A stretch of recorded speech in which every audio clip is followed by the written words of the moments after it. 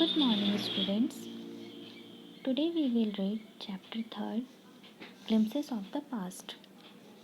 Glimpses of the Past का मतलब होता है कि इस चैप्टर में हम जो पढ़ने वाले हैं उसमें हम पास्ट के कुछ झलक को देखेंगे।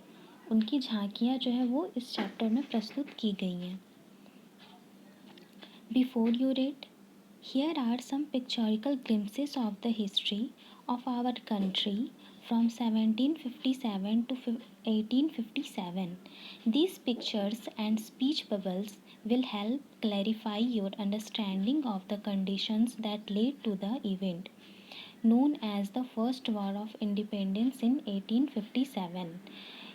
इस चैप्टर में पिक्चर के माध्यम से और उसमें कुछ बबल्स दिए गए हैं जिसके माध्यम से हमें कुछ जानकारी दी गई है। वैसे तो ये इंग्लिश की चैप्टर है लेकिन इसके अंदर जो जो चीज़ें दी गई हैं बताया गया वो पास्ट के बारे में यानी कि हिस्ट्री के बारे में हमें जानना है। The martyrs at function in Delhi. शहीद, फर्स्ट टॉपिक शहीद है।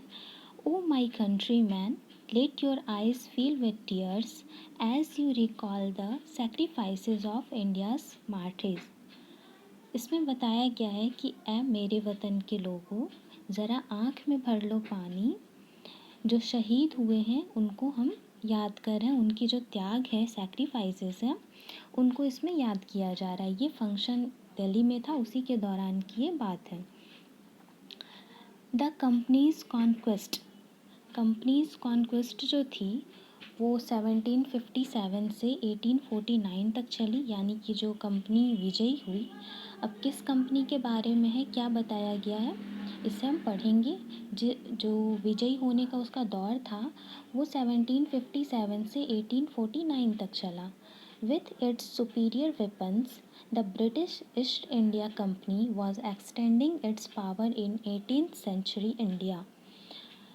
जो ब्रिटिश कंपनी थी, ब्रिटिश ईस्ट इंडिया कंपनी जो थी, वो अपने हथियारों के ज़रिए, अपने जो बहुत बड़े हथियार थे उनसे अपना बिज़नेस जो है वो इंडिया में फैला रही थी 18th सेंचुरी में। यहाँ पे नीचे जो येलो कलर का दिया है वो इंडियन प्रिंस का है, वो इंडियन का है, और जो पिंक कलर का है वो ब्रिटिश टेरिटरी है, यानी कि उतना जगह जो था वो ब्रिटिश का था। ये 18th सेंचुरी में ऐसा किया गया था। इंडियन प्रिंसेस वर शॉर्ट साइटेड। इंडियन प्रिंस जो थे, इंडियन जो राजा थे, वो शॉर्ट साइटेड यानी कि वो वर्तमान को देखते थे, वो फ्यूचर को नहीं देखते थे। वो चाहते थे कि हमारा वर्तमान सही रहे तो हम फ्यूचर को भी सही कर लेंगे। दैट्स अप स्टार्ट राजा बा call the English merchants, they will help me to defeat him. और जो राजा बा थे वो कहते हैं, इस पिक्चर में दी गई है, राजा बा कहते हैं कि इंग्लिश मर्चेंट जो है, अंग्रेज़ व्यापारी, उन्हें बुलाओ। जैसा कि हम जानते हैं कि इंडिया में भी राजा थे जिनका एक दूसरे से लड़ाई होता था, तो वो क्या करते थे, वो सोचते थे कि जो ये ब्रिटिश हैं वो हमारी हेल्प करते हैं, इसके लिए उन्हें बुलाओ और दूसरे राजा को हराने में वो हमारी मदद करेंगे। तो ये लोगों के अंदर फूट डाली गई थी, क्योंकि धीरे धीरे ये जो ब्रिटिश थे वो तो राजाओं को मार रहे थे, दूसरे देश से, एक देश का दूसरे देश से लड़ाई कराते थे, लेकिन जो हर एक देश के राजा थे वो इस बात को नहीं समझ पा रहे थे। उन्होंने कहा कि उन्हें बुलाओ, वो हमारी मदद करेंगे उन्हें हराने में। The people had no peace due to such constant fights. वहाँ के लोगों में थोड़ी सी भी शांति नहीं थी, हमेशा वो तैयार रहते थे लड़ाई करने के लिए। The rivalries helped the East India Company and it could easily subdue India princes one by one. जो राइवलरीज यानी कि जो दुश्मन है, दुश्मन ने हेल्प की, दुश्मन यानी कि ईस्ट इंडिया कंपनी जो है उसने हेल्प की दुश्मनों की, और एक एक करके जो दुश्मन थे, जो दो लोगों के बीच लड़ाई होती थी तो वो एक का साथ देते और दूसरे को हरा देते। ऐसा करते करते उन्होंने एक एक करके हर एक को हराते गए वो, और अपना राज्य वो बनाते गए। A far seeing ruler like the brave Tipu of Mysore fought the British till the death fighting. जो ये टीपू थे जो कि मैसूर के थे, उन्होंने अपने मरते दम तक, वो इतने बहादुर थे, उन्होंने मरते दम तक लड़ाई की। Thank God there is peace in the country now, no more wars and no looting by thugs. How did Indians react to this conquest? ये जो इंडियंस थे यानी कि भारतीय थे, उन्होंने इस विजय पे, जो ईस्ट इंडिया कंपनी की विजय हो रही थी, वो लड़ाई करा के अपना विजय कर रहे थे, उस पर इंडियंस की क्या थिंकिंग थी उसे बताया गया कि इंडियन कैसा रिएक्ट कर रहे थे। Thank God there is peace in the country now. वो कहते हैं, एक आदमी कहता है इंडियन, कि चलो भगवान का शुक्र है कि हमारे देश में शांति हो गई है। नो मोर वार्स, अब कोई लड़ाई नहीं होगी, and no looting by thugs, और ना ठग्स के द्वारा लूटा जाएगा। It is God who sent the British, ये तो भगवान है जिन्होंने ब्रिटिश को भेजा है यहाँ पे हमारी हेल्प करने के लिए।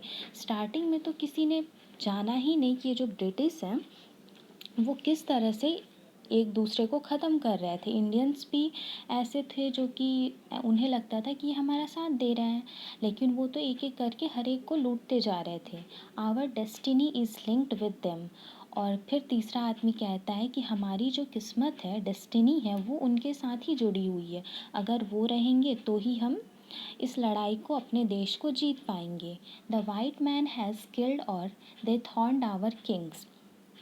फिर एक आदमी कहता है कि जो गोरे लोग हैं, वाइट मैन हैं, वो हमारे राजाओं को मार रहे हैं और उन्हें बुरी तरह हरा रहे हैं, हर एक एक चीज़ को छीन रहे हैं।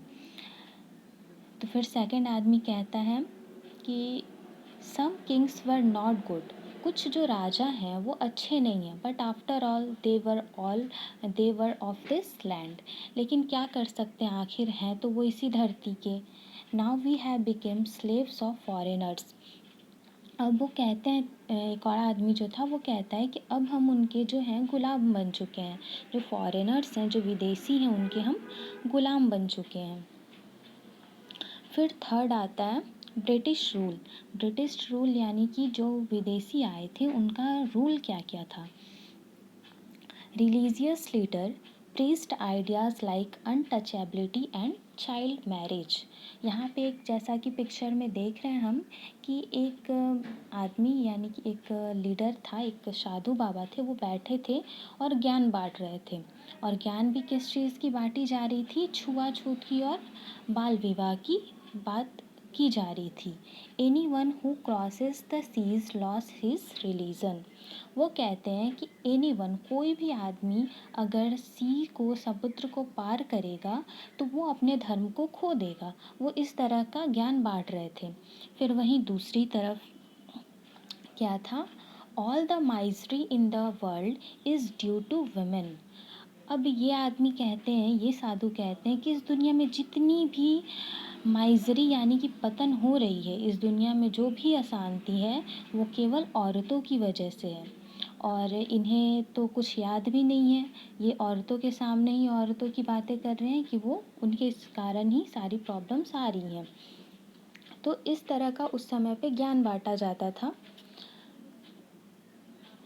The truth was that Indians had lost self respect, the British conned them. फिर एक आदमी कहता है, जो ये बात चल रही थी, ये ब्रिटिश के बीच में चल रही थी। ब्रिटिश कहते हैं कि सच्चाई तो ये है कि जो भारतीय हैं वो अपनी जो सेल्फ रिस्पेक्ट है, आत्मसम्मान है, उसे खो चुके हैं। The natives are unworthy of trust, incapable of honesty. और कहते हैं कि यहाँ के जो लोग हैं, इंडियंस जो हैं, वो तो ट्रस्ट करने के लायक ही नहीं है, ईमानदार ही नहीं है वो तो। True your honour but I am honest. तो उसी में एक इंडियन था, जो नौकर था वहाँ का, वो कहता है कि हाँ महाराज, आप सच बोल रहे हैं, लेकिन मैं ऑनेस्ट हूँ, मैं बहुत ईमानदार हूँ। Being merchants the British wanted quick profit. अब क्या था कि जो मर्चेंट थे, जो व्यापारी थे, ब्रिटिश, वो क्या चाहते थे, वो तुरंत प्रॉफिट चाहते थे। वो व्यापारी थे तो प्रॉफिट और लॉस का तो बहुत अच्छे से जानते थे, जानकारी बहुत अच्छी थी। तो वो क्या चाहते थे, वो तुरंत किसी तरह प्रॉफिट कमाना चाहते थे। Their heavy taxes forced farmers to abandon their fields. और उन्होंने क्या किया कि बहुत ज़्यादा टैक्स लगा दिया किसानों के ऊपर कि आपको टैक्स देने हैं, जिसके कारण कि वो मजबूर हो गए अपने जो फील्ड है, अपने जो खेत हैं उसे छोड़ने के लिए वो मजबूर हो गए। But your man are taking all my crop. एक आदमी था, एक भारतीय किसान था, वो कहता है कि आपका आदमी है वो तो मेरे सारे फसल ले रहा है। You are still in arrear. वो कहता है, ब्रिटिश आदमी जो है वो कहता है कि तुम अभी भी कर्ज में डूबे हुए हो। If you don't pay next week, अगर तुम पैसे नेक्स्ट वीक नहीं चुकाते हो, I will send you to jail, तो मैं तुम्हें जेल में भेज दूंगा। तो अब तुम सोच लो कि क्या करना है। एक तो इन पे हैवी टैक्सेस दी गई कि टैक्स भरो, जितने का उनका इनकम नहीं था उससे ज़्यादा उनको टैक्स देना पड़ रहा था, और उसके बाद भी अगर वो नहीं दे पा रहे थे, उनकी ज़मीन भी ले ली गई थी और उनके पास कोई रोज़गार नहीं था, और वो अगर पैसे नहीं दे पाते थे तो जो ये ब्रिटिश थे वो कहते थे कि अब तुम्हें जेल जाना पड़ेगा। Still the British invented other methods which gave them more profits. अभी भी ये जो ब्रिटिश थे वो शांत नहीं थे, अभी भी उन्हें क्या लग रहा था कि किसी भी तरह बहुत ज़्यादा प्रॉफिट लिया जाए। The goods manufactured in England should not have any import duty when brought into India। अब एक आदमी कहता है कि जो जो चीज़ें इंग्लैंड में बनती हैं उसे भारत में लाया जाए और उसमें कोई टैक्स ना लगाया जाए, ताकि उसकी कीमत जो है वो वैसे ही बनी रहेगी। वो 2 रुपए का सामान यहाँ आएगा और हम उसे महंगे दामों में बेचेंगे, जिससे कि हमारे जो इंग्लैंड की जो प्रोडक्ट है वो इधर उधर बिकेगी, इंडिया में आकर के बिकेगी और वहाँ का इनकम बनेगा। A good idea. उसी में एक ब्रिटिश जो था वो कहता कि हाँ ये बहुत अच्छा तरीका है। The East India Company's laws bigger to cripple Indians industries. Cripple means होती है अपंग करना। तो ये जो ईस्ट इंडिया कंपनी की जो रूल्स थे वो इंडियन इंडस्ट्रीज़ यानी कि जो भारतीय व्यापार थी इसे अपंग कर रही थी, इसे बर्बाद कर रही थी पूरी तरह। इनवाइटेबली famines followed between 1822 and 1836, 15 lakh Indians died of starvation। Last में क्या होता है कि 1822 और 1836 के बीच में 15 लाख इंडियन जो थे वो मारे जाते हैं, और उसका रीज़न क्या था? भूखमरी के कारण, स्टारवेशन, भूखमरी के कारण वो मारे जाते हैं।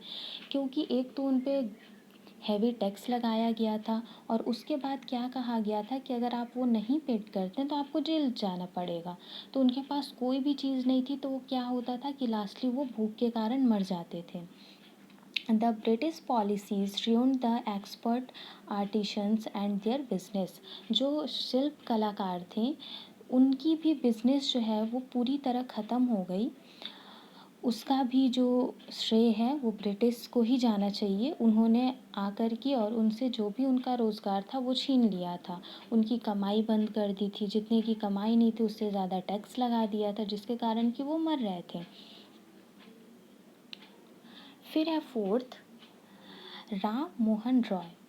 राम मोहन रॉय जो हैं वो 1772 से 1833 तक रहे।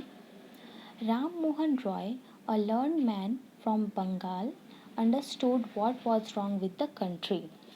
ये जो राम मोहन रॉय थे ये काफ़ी पढ़े लिखे अच्छे आदमी थे जो बंगाल से रहने वाले थे। उन्हें समझ में आ रहा था कि देश में जो है वो कुछ ना कुछ गड़बड़ ज़रूर हो रहा है, उसे ठीक करना चाहिए, कुछ ना कुछ गड़बड़ तो ज़रूर है। Let us not despair ourselves, our ancient culture is great। वो कहते हैं कि हमें अपना जो सम्मान है, आत्मसम्मान, वो नहीं खोना चाहिए और निराश नहीं होना चाहिए। जो हमारा our ancient culture is great, हमारा जो पुराना जो कल्चर है, संस्कृति है, वो ऑलरेडी बहुत अच्छी है। And we are capable of greater achievements. और हम लोग इस चीज़ के लिए कैपेबल हैं कि हम लोग ग्रेट अचीवमेंट कर सकें। We must first reform our society, superstitions have been training us वो कहते हैं कि ये जो पहले तो हमें अपनी सोसाइटी को सुधारनी चाहिए, ये जो अंधविश्वास है, लोगों में जो फूट है, यही तो हमें लूटती जा रही है। हम अपना कल्चर भूल रहे हैं, संस्कृति भूल रहे हैं और हम बाहरी चीज़ों को अपना रहे हैं, बाहरी चीज़ों का यूज़ कर रहे हैं, जिसके कारण कि हमारी जो संस्कृति है, सभ्यता है, पूरी तरह ख़त्म हो रही है। और यही रीज़न है कि आज हम इस तरह से इस सिचुएशन में आ गए हैं जहाँ पे भूखमरी जैसी समस्या भी आ रही है। He told his wife Uma, उसने अपनी वाइफ उमा को कहा, cows are of different colours, गाय जो होती हैं वो काफ़ी डिफरेंट कलर की होती हैं, कई तरह की होती हैं, but the colour of their milk is the same, लेकिन क्या उनके मिल्क का जो कलर होता है, दूध का जो कलर होता है, क्या वो अलग होता है? नहीं होता, सबका तो एक होता है। Different teachers have different opinions but the essence of every religion is the same. Essence मतलब होता है सार। उनका कहना था कि उसी तरह जो बहुत सारे शिक्षक होते हैं वो कई तरह की अपनी ओपिनियन देते हैं, कोई कुछ किसी चीज़ को सही कहता है तो कोई किसी चीज़ को गलत कहता है, लेकिन ऐसा नहीं है कि कोई हमें गलत शिक्षा देने की कोशिश करेगा। सबका सार तो एक ही होता है, सबके धर्म तो एक ही होते हैं। तो कई टीचर हमें कई चीज़ें बताने की कोशिश कर रहे हैं, लेकिन हम जानते हैं कि उसका जो सार है वो क्या है, हमें उस पर फोकस करना चाहिए। He was he was uh, attracted by science and modern knowledge. He was attracted by, वो जो थे, वो आदमी राम मोहन रॉय, वो जो थे वो किस चीज़ से आकर्षित थे? साइंस और मॉडर्न नॉलेज से। साइंस यानी कि जो विज्ञान है उससे, और मॉडर्न नॉलेज जो कि आधुनिक जो शिक्षा है वो उसको मानते थे। Knowledge should be practical and scientific. उनका कहना था कि जो नॉलेज है, शिक्षा है, वो प्रैक्टिकल और साइंटिफिक होनी चाहिए, अंधविश्वास पे हमें नहीं चलना चाहिए। He started newspapers but the suspicious British stopped them in 1823. उन्होंने न्यूज़पेपर शुरू किया, न्यूज़पेपर में न्यूज़ देखना शुरू किया, और अभाग्यता ये थी कि ब्रिटिश ने उसे भी बंद करा दिया 1823 में। He crossed the seas and went to England to see what made the British powerful. There he told them.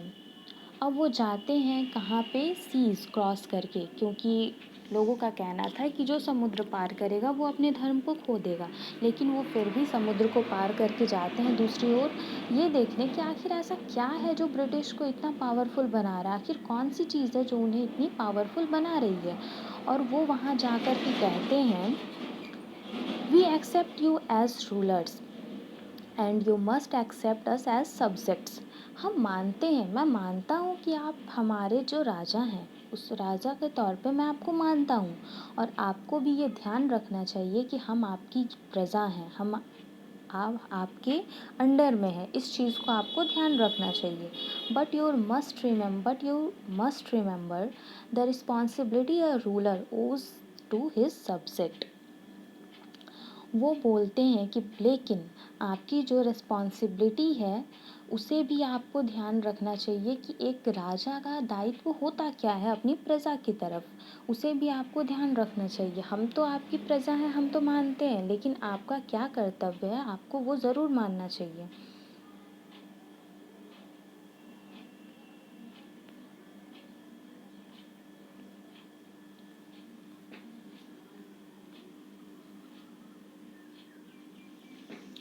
Fifth है फिर ऑपरेशन। ऑपरेशन का जो सेशन था वो कब से कब तक चला था? 1765 से 1835 तक। फिर है, अब इसमें क्या होता है? But the British continue to oppress Indians. British जो है कंटिन्यू इंडियंस को खोखला करते रहा। In 1818 they had passed regulation third under it and Indian could be jailed without trial in a court. अब इसमें जो ब्रिटिश थी उसने 1880 में एक नया रूल बनाया। अब उस रूल में क्या था कि जो इंडियंस थे, जो भारतीय थे, वो बिना कोई कारण, बिना किसी कारण और without trial in a court, यानी कि बिना किसी मुकदमे के वो जेल जा सकते थे। यानी कि इसके अंदर जो है, इस रूल के अंदर में इंडियंस को डराया गया था पूरी तरह कि अगर आपने मेरी बात नहीं मानी तो हम आपको बस जेल के अंदर डाल देंगे। उस समय पे ये भी नहीं था कि आपको उस न्याय के लिए लड़ना है, जस्टिस के लिए लड़ना है। उस टाइम पे ये भी नहीं था, बस नियम बनाया गया कि अगर आपने कुछ किया तो आपको जेल जाना पड़ेगा। इस तरह के भी नियम बनाए जाते थे। All the time, British offers in India drew big salaries and also made fortune in private business. हर समय जो ब्रिटिश ऑफिसर्स थे इंडिया के, जो इंडिया में आए थे, वो अपना सैलरी बनाते रहें और अपना प्राइवेट बिजनेस भी चलाते रहें। अपना प्राइवेट बिजनेस चला रहे थे। ईस्ट इंडिया कंपनी आकर के लूट के चली गई। कई सारी चीज़ें जो थी वो इन लोग कर रहे थे। ईस्ट इंडिया कंपनी भी इन्हीं की थी, जिसके द्वारा वो अपना इनकम बना रहे थे, बिजनेस कर रहे थे उससे। बाई 1829 में क्या होता है, Britain was exporting British goods worth 7 crore rupees to India. Britain जो है वो ब्रिटिश गुड्स को, सामान को 7 करोड़, यानी कि जो 7 करोड़ रुपीज़ है उसका सामान जो है वो इंडिया में एक्सपोर्ट करती है और उतने रुपए अपने बना लेती है। The British prospered on the company's loot while Indians industries began to die। अब क्या होता है कि prospered मतलब होता है कि अपना कमाई करना, धनवान बनना। तो ये जो ब्रिटिश कंपनी थी वो धीरे धीरे काफ़ी धनवान, अमीर होते जा रही थी। और दूसरी ओर अगर देखा जाए तो जो इंडियन कंपनी थी, इंडियंस जो इंडस्ट्रीज़ थी, वो अब मरने पे आ गई थी। वो धीरे धीरे मरती जा रही थी, क्योंकि ये जो थे ये धीरे धीरे अपने पैर जमा रहे थे और इंडियंस को ही ख़त्म कर रहे थे। स्टार्टिंग में तो इन्होंने राजा के साथ ही गलत किया, एक दूसरे से लड़वाया और अपना जगह बनाया। ईस्ट इंडिया कंपनी आकर के अपना बिजनेस शुरू की और उसने अपना वैसे ही प्रॉफिट बनाया। धीरे धीरे ये लोग टैक्स लगाने लगे, नियम कानून कई तरह के बनाने लगे, जिसके अंदर में इंडियंस जो थे वो ब्रिटिश की गुलामी कर रहे थे। और उसी के अंदर में इन्होंने क्या किया कि अपना बिजनेस बनाना शुरू कर दिया और जो इंडियंस थे वो धीरे धीरे मरने लगे। Governor General Bentinck reported back home, the bones of cotton weavers are bleaching the plains of India. वो कहते हैं कि कपास की खेती करने वाले जो ढांचे हैं, यानी कि वो इंडियंस को कहते हैं, वो सारे ज़मीन को वाइट कर रहे हैं। यानी कि ये जो समतल जगह पे कपास की खेती जो कराई जा रही थी वो ब्रिटिश के द्वारा ही कराई जा रही थी। फिर 6 है डिससेटिस्फैक्शन। डिससेटिस्फैक्शन यानी होता है असंतुष्टि। अब असंतुष्टि आने लगी। असंतुष्टि यानी कि संतुष्ट ना होना। कई चीज़ों में जो इंडियंस हैं वो दिखाने लगे कि हम खुश नहीं हैं, हम नाखुश हैं। उन्हें समझ में आने लगा कि जो किया जा रहा है वो काफ़ी गलत हो रहा है। अब किस चीज़ में, और ये चला था 1835 से 56 तक। Education in India was in Persian and Sanskrit. जो इंडिया में शिक्षा थी वो 2 लैंग्वेज में थी, एक पर्शियन थी और एक संस्कृत थी। In 1835 a English man named Macaulay suggest a change. फिर मैकॉले आए। मैकॉले ने, जो इंग्लिश मैन थे, अंग्रेज़ थे, उन्होंने एक सुझाव दिया, एक चेंज करने का सुझाव दिया कुछ किसी चीज़ को। अब वो सुझाव क्या था, we should teach the native through the English language. हमें यहाँ के लोगों को, यहाँ के जो लोग हैं उन्हें पढ़ाना चाहिए इंग्लिश लैंग्वेज, उन्हें इंग्लिश लैंग्वेज सिखाना चाहिए। वैसे तो स्टार्टिंग से ही ये लोग चाहते थे कि हम इन्हें पूरी तरह से अपने में बांध लें, इनको इंग्लिश यानी कि अंग्रेज़ बना करके अपना नौकर बना दें और ये हमारा काम और ढंग से कर दे। अब चूँकि इन्हें इंग्लिश तो आती नहीं थी तो ये वहाँ फंस जाते थे, इनके कोई और काम नहीं बन पाते थे जो लैंग्वेज वाले थे। तो अब ये सोचने लगे कि इनको थोड़ा पढ़ा दो तो इनसे और भी काम निकलवाया जा सकता है। तो फिर दूसरा अंग्रेज़ जो था वो कहता है, आई एग्री, मैं सहमत हूँ इससे। English education produced clerks to whom the British gave पेटी जॉब्स अंडर देम। पेटी जॉब्स यानी कि बहुत छोटे छोटे काम। अब क्या हुआ कि अंग्रेजी यानी कि इंग्लिश सिखाई जाने लगी उन्हें, और ब्रिटिश जो थे, अंग्रेज़ जो थे, वो उन्हें छोटे छोटे जॉब्स देते थे, एकदम छोटे छोटे, जो कि उनके लायक थे, गुलाम की तरह। Incidentally, it also produced a new generation of intellectuals. अब क्या हुआ था कि ये बुद्धिजीवी जो थे, इनका एक नया जनरेशन जन्म लेने लगा इस तरह। We must educate our brothers. एक आदमी कहता है कि हमें अपने भाइयों को पढ़ाना चाहिए, and try to improve their material conditions, और उनके जो मटेरियल कंडीशन है उन्हें इम्प्रूव करना चाहिए, उन्हें बढ़ाना चाहिए। For that we must convey our grievance to British parliament. Grievances ये कहते हैं कि इसके लिए हमें ब्रिटिश जो है उनकी सहायता करनी चाहिए, उनके साथ रहना चाहिए, मिलजुल के रहना चाहिए।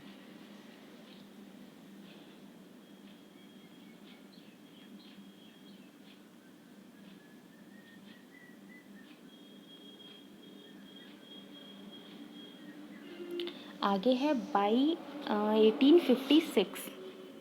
अब 1856 the British had conquered the whole of India. अब इसमें हम देखते हैं कि स्टार्टिंग में हमने जो मैप देखा था उसमें ब्रिटिश एरिया कितने थे, और यहाँ पे जो येलो हैं ये स्टेट्स हैं, और जो पिंक कलर का है वो टोटल ब्रिटिश अपना राज्य जमा चुका था। तो इस तरह से ये लोग कब्जा कर रहे थे। They cared little about the need of Indians. अब इंडियंस की अपने में बातचीत होती है कि ये लोग जो हैं वो इंडियंस की तो केयर बहुत कम करते हैं, उनके तो वो तो जो इंडियंस की जो नीड्स हैं, उनकी जो ज़रूरतें हैं, उन पर तो बहुत कम ध्यान देते हैं। Our kings have become puppets and we have lost our old jobs. वो कहते हैं कि हमारे जो राजा हैं वो तो उनके कठपुतली बन चुके हैं, और हम लोगों ने तो अब अपना जॉब भी खो दिया है, तो अब हम क्या करें। एंड लैंड्स, और हमने तो अपना ज़मीन भी खो दिया। They are converting our brothers, वो हमारे भाइयों को बदल रहे हैं, अपने में वो बदल रहे हैं उन्हें। You only talk, do something to drive them out. वो फिर तीसरा आदमी कहता है कि तुम लोग सिर्फ बात करो, हम लोगों को ऐसा कुछ करना चाहिए जिससे कि हम उन्हें बाहर निकाल फेंकें। 10 स्पार्क्स। अब है 10 स्पार्क्स यानी कि चिंगारी जो उठती है, यानी कि लोगों में जो लड़ाई की चिंगारी उठती है, वो है 1855 से 57 तक। अब उसमें क्या होता है, taxes continue to ruin the peasants in Bengal, the Santhals who had lost their lands under new land rule। अब जो था कि टैक्स जो था वो तो कंटिन्यू चल रहा था, लोगों को खोखला बनाते जा रहा था।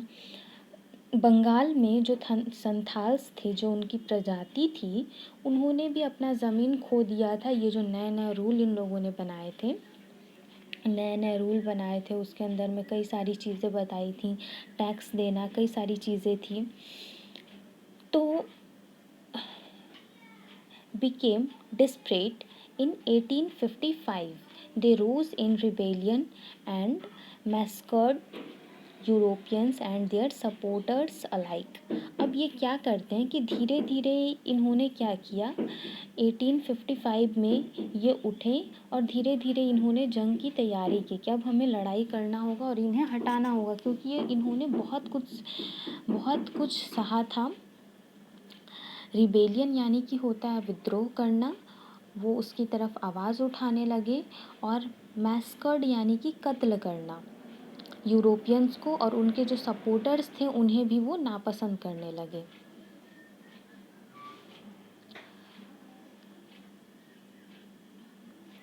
नेक्स्ट है, discontent was brewing in the East India Company's army too. The white soldiers get huge pay, mansions to live in, servants. एक इंडियन कहता है कि अरे ये जो ब्रिटिश हैं, इनके ये जो वाइट सोल्जर्स हैं गोरे जो सिपाही हैं ये लोग बहुत ज़्यादा पैसा देते हैं, यहाँ तक कि ये अपने नौकरों को रहने खाने हर चीज़ के लिए बहुत बड़ी बड़ी सुविधा देते हैं। और एक हम हैं जो कि हम तो इधर ही फंसे हुए हैं, हमें तो कोई इनकम नहीं है और ऊपर से हमारा हर चीज़ लूट लिया गया है। While we get a pittance and slow promotion. Pittance यानी कि दान। हम लोग जो है हम लोगों को क्या मिलता है, हम लोग गेट करते हैं पीटेंस, यानी कि हम लोगों को तो दान दिया जाता है। एक दो रुपये जिस टाइप से दान हम आजकल के समय में एक दो रुपये हाथ में दे देते हैं छोटे बच्चे को, उस तरह से उन्हें दान दिया जाता था। और उनके जो प्रमोशंस थे इंडियंस के, वो प्रमोशंस भी बहुत स्लो थे, बहुत स्लो प्रमोशन उनके होते थे। The Angrez ask us to cross the seas which is against our religion। अंग्रेज़ों का कहना है, फिर दूसरा आदमी कहता है उसी में से कि अंग्रेज़ों का कहना है कि जो समुद्र को पार करेगा वो अपने धर्म को खो देगा। Who is the topi wala to abolish our age old customs. तो ये टोपी वाला कौन है जो हमारे जो नियम कानून है उसे तोड़ने वाला, मतलब कि वो उसे कैसे, उसने तो पार किया, तो ये कौन है जो हमें जो सिखाया गया उसे वो हटा रहा है। We must drive out the Angrez. फिर एक आदमी कहता है कि हम लोगों को किसी भी तरह से करके ये जो अंग्रेज़ हैं इन्हें अपने देश से हटाना होगा। Thousands of other sepoy revolted. They were stripped of their uniforms। हज़ारों की संख्या में जो सिपाही थे वो विद्रोह करते हैं और उन्होंने फिर अपने यूनिफॉर्म खो दिए, यानी कि उन्हें अपना जॉब भी छोड़ना पड़ा और उन्हें उस पोस्ट से हटा दिया गया। सिपाही Mangal Pandey attacked the adjutant of his regiment and was executed, humiliated and put in iron। वो क्या हुआ, जो सिपाही मंगल पांडे थे उन्होंने उस चीज़ के खिलाफ जो उन्होंने वो कर रहे थे उसके खिलाफ उन्होंने आवाज़ उठाई, और फिर जो लोग भी ऐसा कर रहे थे, जो आवाज़ उठा रहे थे विद्रोह के लिए, उन्हें क्या किया जा रहा था कि बेड़ियों से जकड़ करके उन्हें बंद कर दिया जा रहा था। Few Englishmen had cared to understand Indians' custom or the people's mind। लेकिन ऐसा नहीं था कि सारे लोग बुरे थे, उसमें से कुछ लोग ऐसे भी थे जो कि कुछ इंग्लिशमैन ऐसे भी थे जो इंडियंस की परवाह करते थे, इंडियंस की केयर करते थे, उनके कस्टम और द पीपल्स माइंड, उनके जो तौर तरीके हैं, उनके जो रहन सहन है, उनकी केयर करते थे। कुछ लोग ऐसे भी थे, उसमें सारे लोग बदमाश नहीं थे। ओह प्राउड ब्राह्मण soldier, do you know that the grease on the bullet you have to bite is made from the fat of cows and pigs। तभी एक आदमी कहता है कि अरे ब्राह्मण, तुम तो बहुत बड़े ब्राह्मण हो, बहुत बड़े पंडित हो, पंडित सिपाही हो, लेकिन क्या तुम जानते हो जो ग्रीस, जो बॉम्ब के ऊपर जो ये लगा रहता है, बुलेट होता है जिसे दांत से नोचा जाता है, वो जो है वो काउज और पिग्स की, गाय और सुअर की चर्बी से बनी होती है। वो बताते हैं कि तुम्हें पता है, तुम उसे मुंह से लगाते हो, व्हाट। तो वो पंडित जो था वो आश्चर्य में पड़ जाता है और वो चौंक जाता है, कहता है कि क्या, the white man has deceived us too. और वहीं पे खड़ा एक मुस्लिम था, वो भी कहता है कि क्या ये गोरे लोग जो हैं ये हमारे धर्म को, हमने अपने धर्म से अलग कर रहे हैं, ऐसा वो क्यों कर रहे हैं। वो जो थे इंडियंस जो थे वो जाने अनजाने में बहुत बड़ी गलती कर रहे थे, और बहुत बड़ी गलती ये थी कि वो अपने जो धर्म है उसे खो रहे थे, धर्म के खिलाफ कोई चीज़ काम कर रहे थे। सून chapatis were sent from village to village to tell the people that their emperor would want their services। अब पहले के टाइम में तो कोई सिस्टम, ऐसा साउंड सिस्टम नहीं था जिससे कि किसी चीज़ के लिए बताया जाए। तो वो क्या करते थे, पहले के जो एम्परर थे, राजा थे, वो घर घर रोटी चपाती बांटे और उसके साथ साथ मैसेज बांटे। मैसेज क्या था कि आपके जो राजा हैं वो चाहते हैं आपकी हेल्प, क्या आप उनकी हेल्प करने को तैयार हैं? आपकी राजा को आपकी सहायता चाहिए। Yes, all my village man will be ready. तो जिनके जिनके भी घर रोटी दी जाती थी उनसे पूछा जाता था और वो कहते थे कि हाँ, हमारे जो गांव वाले हैं वो तैयार हैं उनकी सहायता करने के लिए। इस तरह से लोग हेल्प मांगते थे। Similarly lotus flower circulated among Indian soldiers. उसी तरह जो लोटस फ्लावर है उसे सारे इंडियन सोल्जर्स जो हैं, इंडियन सिपाही, उनके बीच बांटा गया, ये बताने के लिए, इस मैसेज के लिए कि क्या आप उनकी हेल्प करेंगे। Death to the foreigners. अब वो कहते हैं कि चलो अब तो मौत आने वाली है, जो सिपाही है अंग्रेज हैं उनकी अब तो मौत आएगी। The masses give all help and shelter to the patriots. और इस तरह से मतलब उनके लिए जो थी, उनके लिए सारी चीज़ें की गई, उनके लिए सारी सुविधा दी जाएंगी। 8 है फिर रिवॉल्ट। रिवॉल्ट यानी कि विद्रोह किया जाता है। विद्रोह में क्या होता है? Then there was a violent outbreak at Meerut. Meerut में फिर एक काफ़ी लड़ाई छिड़ जाती है, वहाँ से लड़ाई होना शुरू हो जाता है। द सिपाही मर्चेंट टू दिल्ली। और कुछ लोग जो थे, सिपाही जो थे, वो धीरे धीरे ये आग फैलने लगती है और दिल्ली में भी वही होता है। Long live our emperor Bahadur Shah. हमारे लोग बहादुर शाह की जय जयकार लगाते हैं, जयकारा करते हैं और लड़ाई के लिए तैयार हो जाते हैं। The rebellion spread fighter. Rebellion का मतलब जो विद्रोह था, विद्रोह जो था वो पूरी तरह से स्प्रेड हो रहा था, बहुत काफ़ी क्षेत्रों में फैल चुका था, विद्रोह छिड़ चुका था। Many landlords had lost their lands because of the British policies and they were sure. और फिर वो कुछ लोग जो हैं वो कहते हैं कि बहुत सारे जो ज़मींदार लैंडलॉर्ड्स थे, उन्होंने अपनी ज़मीन खो दी केवल इस नीति के कारण कि आपको बाहरी टैक्सेस देने पड़ेंगे। जो नीति किसकी थी? ब्रिटिश की। ब्रिटिश नीति के कारण उनकी जो ज़मीन थी वो छिन गई थी, जिसके कारण वो काफ़ी दुखी थे। The white man's rule must end, yes we will help you. फिर वो कहते हैं सिपाही कि जो गोरे लोग हैं उनको, उनके नियम और उन्हें जल्दी से जल्दी हमें ख़त्म करना होगा, क्योंकि ये हमारे लिए काफ़ी प्रॉब्लम्स क्रिएट कर रहे हैं। तो राजा जो थे वो कहते कि हाँ, हम तुम्हारे साथ हैं। फिर 9 है और लास्ट पार्ट है the fight for freedom 1857। Fight for freedom यानी कि आज़ादी के लिए जो लड़ाई की गई थी। Many former ruler like Begum Hazrat Mahal of Lucknow were bitter. The white man has taken away my kingdom. वो भी काफ़ी असंतुष्ट थी।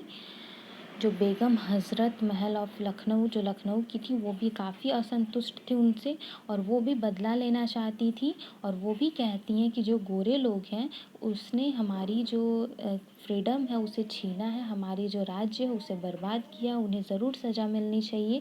दे joined the upsurge against the foreigners. और उन्होंने भी उसे ज्वाइन किया। इस तरह से हर देश में मैसेज फैलता गया और लोग उसे ज्वाइन करते गए। पॉपुलर लीडर्स लाइक मौलवी Ahmadullah of Faizabad told the people. इसी तरह कई लीडर्स जो थे, कई नेता जो थे, उन्होंने अपने अपने गांव में मैसेज दिया, जिसमें से एक का नाम लिया गया है मौलवी अहमदुल्ला, जो फैज़ाबाद से थे। उन्होंने भी अपने लोगों से कहा, राइज ब्रदर्स राइज, द अंग्रेज इज़ रनिंग आवर लैंड। उठो भाइयों उठो, जो अंग्रेज हैं वो हमारे ज़मीन हमसे छीन रहे हैं। The people rose everywhere in Bareilly, Kanpur and Allahabad. इसी तरह से हर जगह के लोग जो हैं वो जागने लगे और धीरे धीरे हर जगह पे विद्रोह छिड़ने लगा। अज़ीमुल्लाह खान टोल्ड तात्या टोपे। अज़ीमुल्लाह खान ने तात्या टोपे से कहा, we should have Peshwa Nana Sahib as our leader in this war of independence. हम लोगों को जो पेशवा नाना साहेब हैं उन्हें अपने लीडर के तौर पे रखना चाहिए इस आज़ादी की लड़ाई में। The patriots pronounced upon the British and found pitched battles all over North Indian. India. उसके बाद वो कहते हैं कि इस तरह से लड़ाई शुरू होती है और ये जो थे झपट्टा मारी गई किसके तरफ, नॉर्थ इंडिया से। ये जो अंग्रेज़ थे उनके लिए लड़ाई छिड़ गई। 80 year old Kunwar Singh, 80 year जो थे एज के कुंवर सिंह जो थे, और Bihar received a bullet in his wrist. उन्होंने क्या किया कि अपनी कलाई में उन्हें गोली लग गई और उन्होंने उस समय क्या किया, mother Ganga this is my last offering to you. और उन्होंने कहा कि गंगा माँ ये मेरा लास्ट दान है आपके लिए, और उन्होंने अपनी कलाई को काट के दान में दे दिया। तो इस तरह से ये जो कॉमिक्स थी एक तरह की वो ख़त्म होती है, जो कि हमारे हिस्ट्री की झलक को दिखाती है। इसमें हर एक चीज़ों को तो नहीं बताया गया है, लेकिन इसमें बहुत सारी स्टोरी थी जिन्हें थोड़ा थोड़ा करके बताया गया है, ताकि हम अपने इस कल्चर में भी जो हमें फ्रीडम मिला है, हमें संस्कृति, आज भी हम क्या करते हैं कि जो ब्रिटिश संस्कृति या कल्चर्स हैं उनकी तरफ भागते हैं। तो आजकल हमें जो बुक्स में ये सब दी जा रही हैं, इनका यही कहना है कि इनका यही मोरल है कि हमें जो है वो अपनी संस्कृति की तरफ ही रहना चाहिए, और ज़्यादा ब्रिटिश जो चीज़ें हैं, ब्रिटिश कल्चर को नहीं अपनाना चाहिए, क्योंकि हम खुद जानते हैं कि पूर्वजों के समय से ये कहा जाता था कि जो हमारी संस्कृति थी वो सबसे ज़्यादा अच्छी थी। तो फिर हमें क्या ज़रूरत है कि हम ब्रिटिश रूल और ब्रिटिश कल्चर की तरफ भागें। ब्रिटिश ने तो ऑलरेडी हमारी जो इंडिया थी उसे खोखला कर दिया है। तो अभी समय है कि हम अपने जो इंडियन कल्चर हैं उनकी तरफ ही भागे, ना कि ब्रिटिश कल्चर की ओर।